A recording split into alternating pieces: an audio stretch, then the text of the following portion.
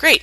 Now that we've spent some time learning how to analyze the prompt and you've spent some time figuring out your purpose, we can get into the nuts and bolts of actually creating an outline for our paper. We're going to start by looking at outlining the intro. For the purpose of our writing workshop from this point forward, I will continue with the same piece. I'm going to analyze and critique The Giver by Lois Lowry. Remember, it isn't important that you, the reader, knows of the text, that you've actually read it. The clarity of my writing should make it so that you are able to decipher what my ideas are without having read the text. On the left, you will notice the serration or the template that we use. We're going to follow the hat-rat introduction format and formula, and you're going to need a couple of things with you before you begin. First, you'll need a sheet of paper or the outline template. You'll need a copy of your prompt analysis, which means that you will have completed this by now. And also you'll need a copy of your specific purpose and central idea.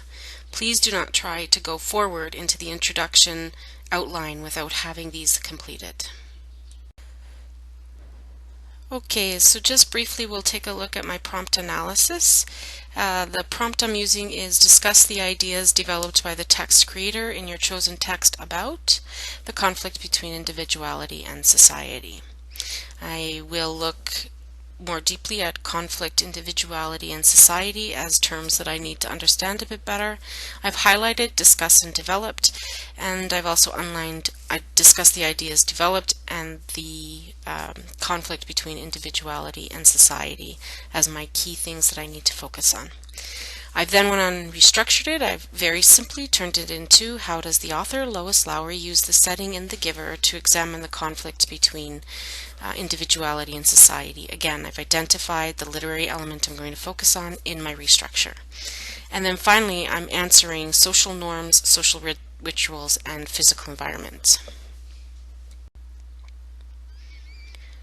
Now let's look at my purpose and my central idea. Of course, my general purpose hasn't changed: to provide a plausible interpretation of a text so that the reader can have a deeper understanding of the topic. My specific purpose, or my argument, will be based on the idea that I will persuade my audience that Lowry effectively uses dystopian setting in The Giver to develop the ideas of conflict between individuality and society. And then my central idea, or the theme that I'm going to try to present, that I believe she's trying to present, is that difference between people is meant to be celebrated. Okay, let's start at looking at the hook. There are 4 possible ways of looking at the hook. What I'll do is I will show you what it is, describe it, and then give you an example of how I could use it in my own.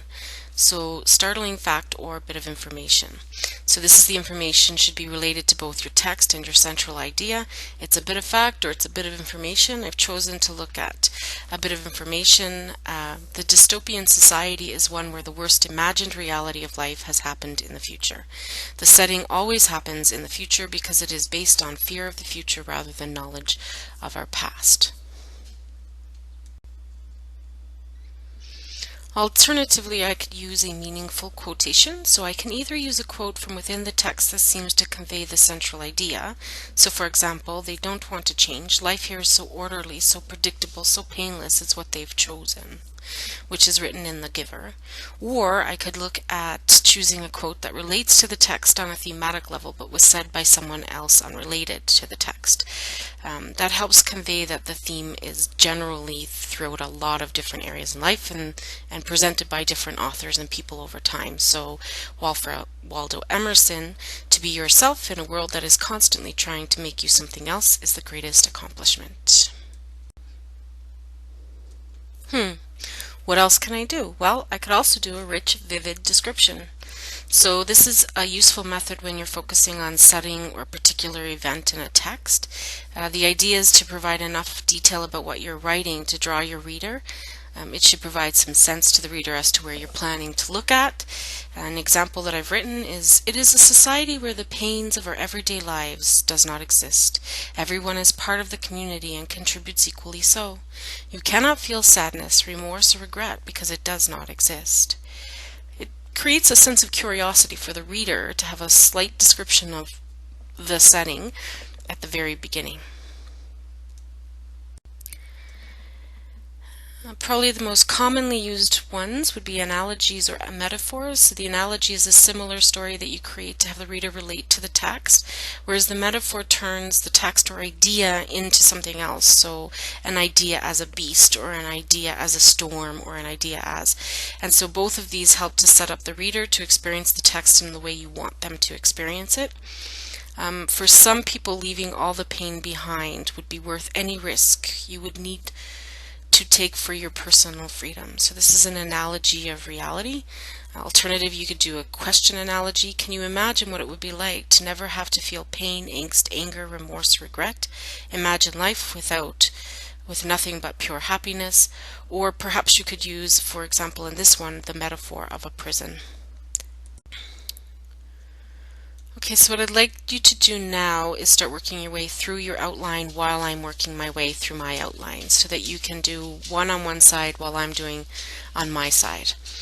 I've chosen the hook, Ralph Waldo Emerson, to be yourself in a world that is constantly trying to make you something else is the greatest accomplishment.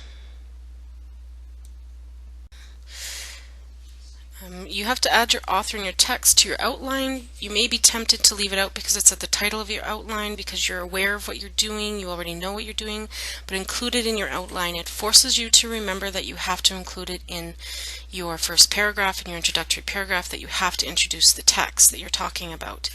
Additionally, it gives you an opportunity to connect the hook to the author and the text and what you're going to be talking about. So you'll notice that I've said in the novel The Giver, Lois Lowry manages to heighten the reader's awareness of what happens when such individuality is encouraged, as it connects to Emerson's quote. The next line in the outline asks for you to refer to the question. You do this by using a combination of the prompt and your restructured question to create a statement that makes a reference to the question. So as you can see, what I've come up with here is, through the development of a small community setting, Lowry exposes the conflict between individuality and society. The next line should be a short summary of the text that you're referring to. Don't provide too much information here. 1 to 2 sentences is enough, just to kind of give the reader a basic summary of the story as a whole. If you had 1 to 2 sentences to tell the story of what happened, what would you say? And this is where you would put it.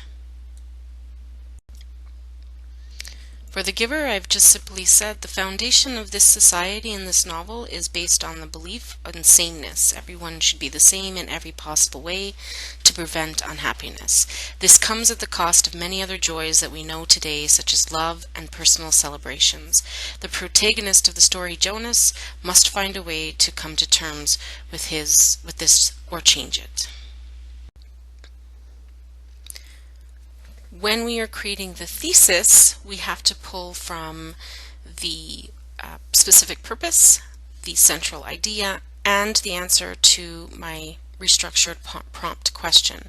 So if you notice to the side of the slide, I actually show you the 3 pieces that I've pulled out of that original, but then I'm looking at the thesis, and we have to remember that the thesis includes topic, argument, and how, and so I'm lining those up for you where it says topic is a reference to the central idea, argument is my specific purpose, and how is the answer to my question. At this stage in the game, you want to play with the way that your statement is transforming into a thesis. And what I end up with is a thesis that says the use of a dystopian society where the social norms, the social rituals, and the physical environment prevent individuality from being practiced within the society works to present the author's opinion that the differences are meant to be celebrated. So what we are left with all of this is a great outline that looks something like this. And what is really nice is that we can make these details turn into a paragraph very easily. And so what we are left with is a series of statements that can now be smushed together in order to read a paragraph that says, Waldo Emerson once said, "To be yourself in a world that is constantly trying to make you something else is the greatest accomplishment." In the novel The Giver, Lois Lowry manages to heighten the reader's awareness of what happens when such individuality is not encouraged. Through the development of a small community setting, Lowry exposes the conflict between individuality and society. The foundation of the society in this novel is based on the belief in sameness. Everyone should be the same in every possible way to prevent unhappiness. This comes at the cost of many other joys that we know today, such as love and personal celebrations. The protagonist of the story, Jonas, must find a way to come to terms with this or change it. The use of a dystopian society where the social norms, social rituals, and physical environment prevent individuality from being acknowledged within the society. Lowry shows that differences are meant to be celebrated. I'd like to encourage you to try to turn your outline into an introductory paragraph now. Although you don't have to do this right now, you can do it later. It would be great practice for you.